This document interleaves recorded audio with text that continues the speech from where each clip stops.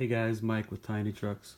So I've been getting a lot of questions about the turnbuckles and the CVDs on this FLM extended.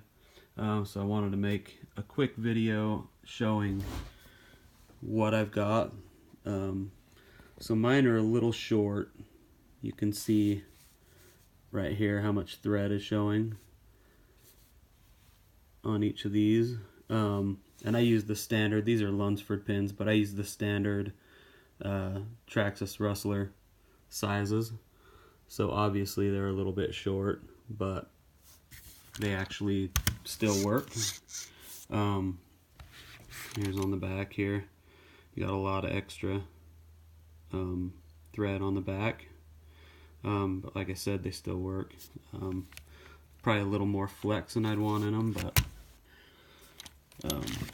like I said, they work. So if you're in a pinch, those will do just fine.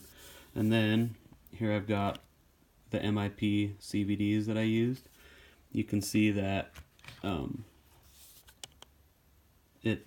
splines poke out just a little bit, but there's actually, they go in like that far. So with these being steel, they're going to work just fine. They're not going to split or anything like that.